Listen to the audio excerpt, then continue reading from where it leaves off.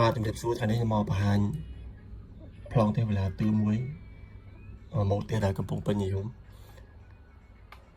ប្លង់នេះខ្ញុំបានគូសរីករាល់នឹងសាងសង់រីករាល់ហើយផ្ទះដែលមានទំហំទទឹង7 ម៉ែត្របដោយសាច់ផ្ទះពេញ12 ម៉ែត្រហើយយើងថែមមកខាងមុខច្រកចូលមានអក្សរ4 ដើមចេញមកខាងមុខពី2 ម៉ែត្រ 6 ទៀតនៅក្នុងប្លង់បាតជាន់តដីទេវតាទឿនេះវាមានបន្ទប់កេង3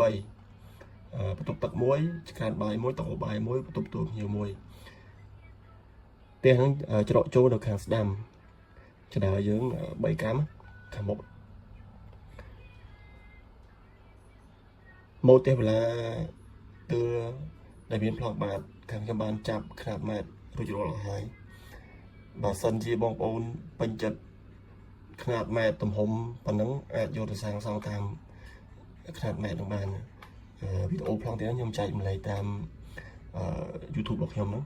ចឹងបើបងអូនចង់សាងសង់ដូចអាចយកខ្នាតម៉ែត្រទៅសាងសង់បានតែបើយើងចង់កែប្រែខ្នាតម៉ែត្រដែលយើងគូសប្លង់ថ្មីឡើងវិញនេះចឹងខ្នាតម៉ែត្រលម្អិតយើងមានអស់ហើយខ្ញុំចាប់អស់ហើយចឹងប្លង់បាតមានតែប៉ុណ្្នឹងជាមើលប្លង់របូលនេះប្លង់របូលក៏យើងមានខ្នាតម៉ែត្រចាប់គ្រប់គ្រាន់អស់ហើយទីតាំងទៅសោជើងគោករូបរាងរបូលគឺយើងមានអស់ហើយចឹងបើបងប្អូនចង់ធ្វើម៉ូតហ្នឹងអាចមើលតាមខ្នាតម៉ែត្រហ្នឹងបានបន្ទាប់មកយើងទៅមើលប្លង់មើលពីមុខប្លង់មើលពីមុខ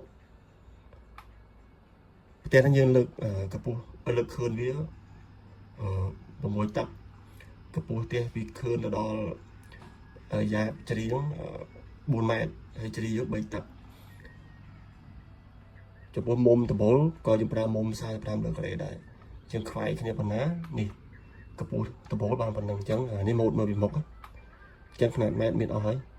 បងប្អូនចង់ធ្វើម៉ូតហ្នឹងអាចយកទៅមើលតាមនឹងបានបន្ទាប់មកប្លង់មើលពីឆ្វេង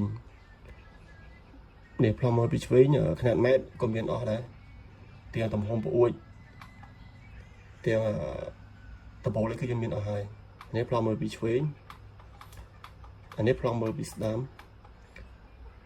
ដូចគ្នាខ្នាតម៉ែត្រយើងមានអស់ហើយចុះបើយើងពេញចិត្តអាចយកទៅមើលបានអានេះប្លង់មើលពីខាងក្រោយពីខាងក្រោយមានទ្វារចេញខាងក្រោយមួយខ្នាតម៉ែត្រនេះយើងបានចាប់អស់ហើយបន្ទាប់មកប្លង់ពុះ section ខាងក្នុង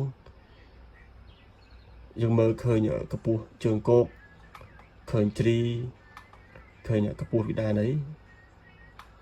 យើងបានចាប់ខ្នាតម៉ែត្រឲ្យមើលហើយតមកប្លង់ពុះបដោយផ្ទះក៏យើងពុះនោះឃើញដូចគ្នាអញ្ចឹងឃើញរូបរាងដបូលជើងគោកធនមីមានខ្នាតម៉ែត្រអស់ហើយបន្ទាប់មកប្លង់ចុងក្រោយគឺប្លង់ជ្រីនេះប្លង់លម្អិតជ្រីក៏យើងមានអស់ដែរនេះយ៉ាបដបូលហើយនឹងជ្រីសសរជ្រីប្អួយអីយើងមានអស់ហើយ